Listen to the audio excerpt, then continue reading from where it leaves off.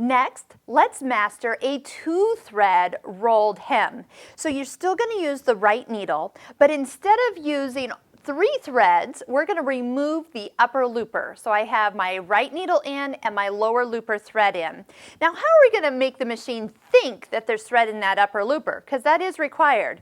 If you look right down here in your accessories that are inside the front cover, there is what is called a 2-thread converter. So as you pull this out, this little finger is going to sit in this area and then tuck its little tongue into the back of the upper looper, and that's going to allow the machine to think that it is that there's thread in there. Now, before I forget, since this is a rolled hem, then I am going to take the stitch finger and pull it towards me.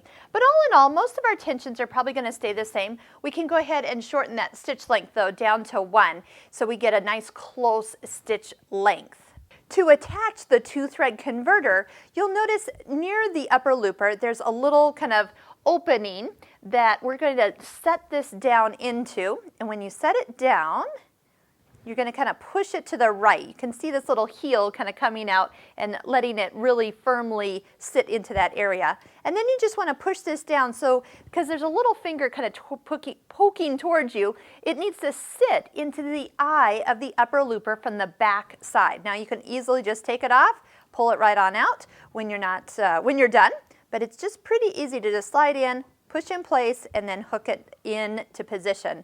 So once again, I have just a needle, right needle this time, a lower looper, our stitch finger for the rolled hem is pulled, and our stitch length is a little short. So also before you start, if for any reason you don't see your needle thread coming out towards you, meaning you kind of got it left underneath the lower looper, make sure you kind of pull that out so it's coming right from the needle out. That way it will so it will work. All right, so let's go ahead and see what kind of stitch this is getting us. We might need to adjust. Oh, I had loosened this from a previous.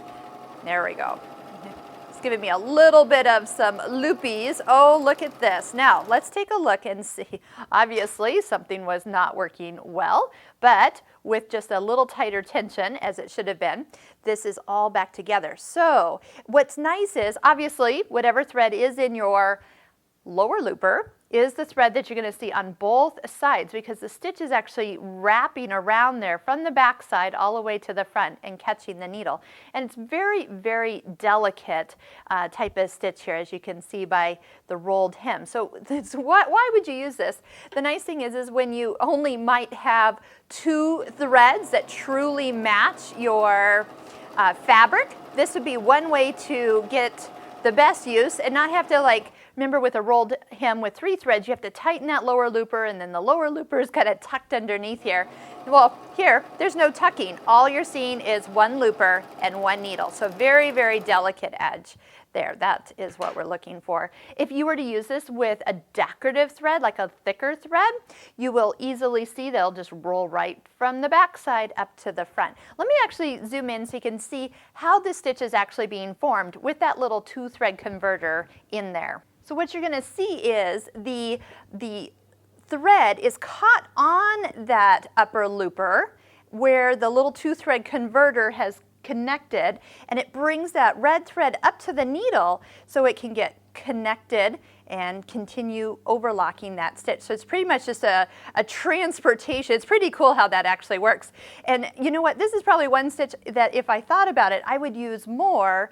Most of the time I just do 3-thread stitching, but I need to really use 2-thread more often than I think about.